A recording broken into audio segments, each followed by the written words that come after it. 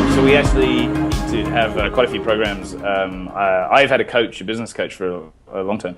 And what we actually do is, I'd love to have coaches for everybody in the company that manages people that doesn't really scale. So what we've done is really we have coaching programs for everybody that are managers, and we have certain different styles of that. And so we're evolving a program actually around that, whereby we have coaches for one-on-one coaching for the first-time managers for a 6-week period. Then we move that on into a peer coaching program whereby they hold each other accountable to themselves so that they can actually build a group and sort of really kind of talk about discussion problems, how they handle things. And so really we're trying to build very much a coaching infrastructure. I mean, I used to, back in the old days, I used to be a ski instructor and a ski coach for teaching kids to ski race, and that really brought a lot of use today to really kind of coaching level and bringing people to the next level.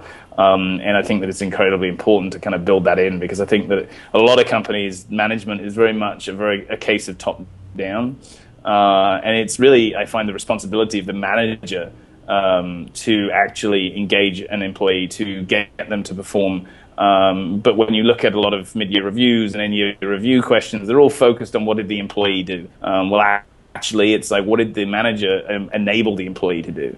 And we put a lot more onus on the actual manager being the person that's going to bring the employee to the next level.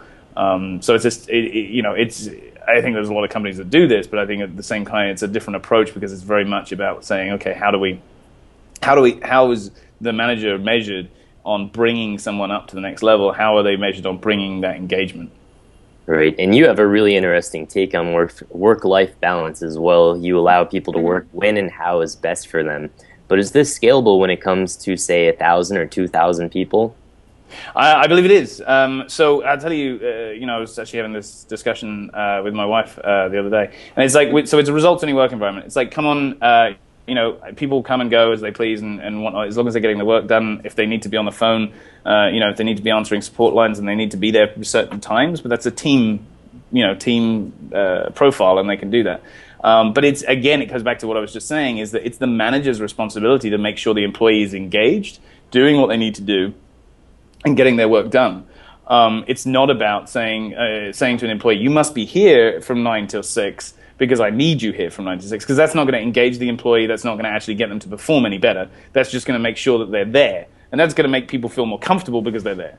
But that doesn't actually get you anything. All it gets you is just the employee sitting there. Same way as, if I have a all-hands meeting and I say everybody has to be there, the fact is that I make everybody be there. I don't actually get any feedback. If I don't know, if people are sitting there on their phones and completely bored, I need to, by knowing that it's a voluntary meeting that they're coming to, that they will know, I will know when attendance drops off, there's a problem. The onus has been far too much on sort of management by top-down approach, and really I think it's a symbiotic, the manager to managee is a symbiotic relationship. Right. And so when you see that employee, though, who's lacking a little bit of that initiative, how does that manager really get them into gear? Well, it's about finding out what the problem is, right?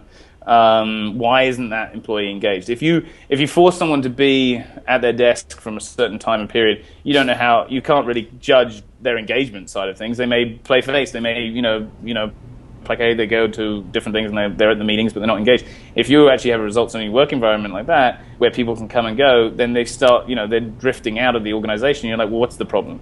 Are you not getting what you should be from me, i.e. the manager?